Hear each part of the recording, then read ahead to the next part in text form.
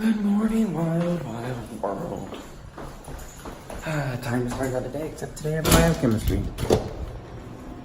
Sadness. I am but a shadow of myself, my former self. Philippian jailer and all his family were baptized that night. What I want to talk about in this story was a decision that was made. It was not the decision to be baptized, although 10 out of 10 would recommend being baptized if you haven't.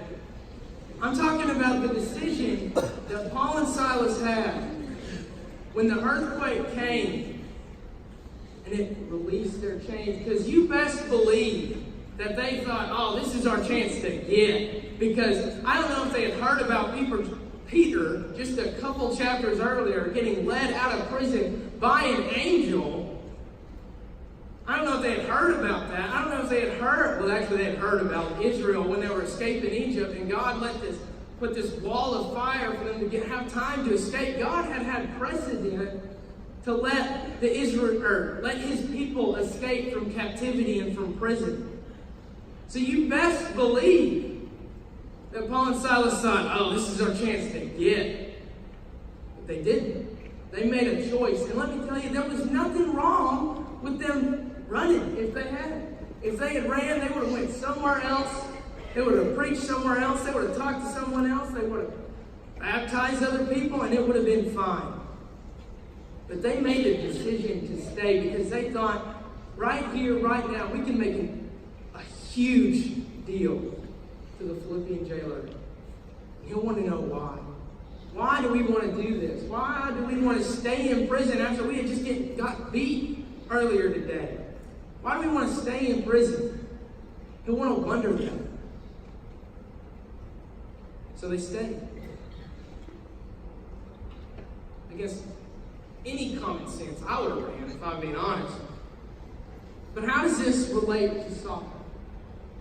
Or my experience with soccer? God has blessed me with opportunity. That's actually the theme of today, blessed with opportunity. He has blessed me with discipline and athletic ability and perseverance to be here and to play soccer here and to be an athlete at this university. And I thank God every day for those blessings. And because of those blessings, He has given me opportunity to talk to others about Christ. And I like to talk about things where I struggle with the most. And you might be like me. You just want to change it. Because you're sick and tired of wasting every opportunity and running from the prison every time. You know, there's nothing wrong with running from the prison. There's nothing wrong with me getting better with soccer. But I want to do that much more for the Lord. Because it is His will.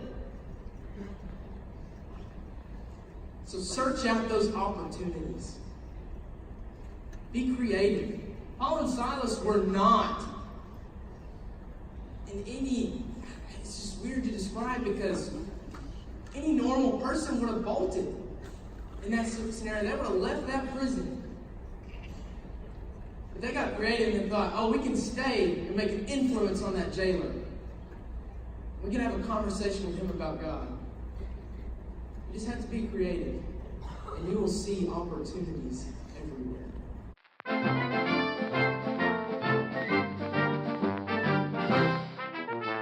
Pretty intense stuff. And he even says, foxes and birds have it better off than God's own son. He wants a place to sleep in this town, and he's rejected that privilege. And he says, if you're not willing to experience that discomfort, to experience that rejection, you might not be willing to follow me. You gotta be willing to face that similar rejection, that similar discomfort. And Jesus says this to a man who was eager to follow him. Notice that. They were going along the road. Jesus didn't tell this guy, hey, follow me. This guy came up to Jesus, and he seems pretty enthusiastic. I'll follow you wherever you go. But notice Jesus' response. He's like, oh, pretty much, are you sure about that? Foxes and birds have it better off than I do. If you're going to follow me, if your master has no place to lay his head, has no comfort, what makes you think you'll be accepted or that you will be comfortable? We don't really know. It's not recorded what his response was. We don't know if he was as eager to follow him after.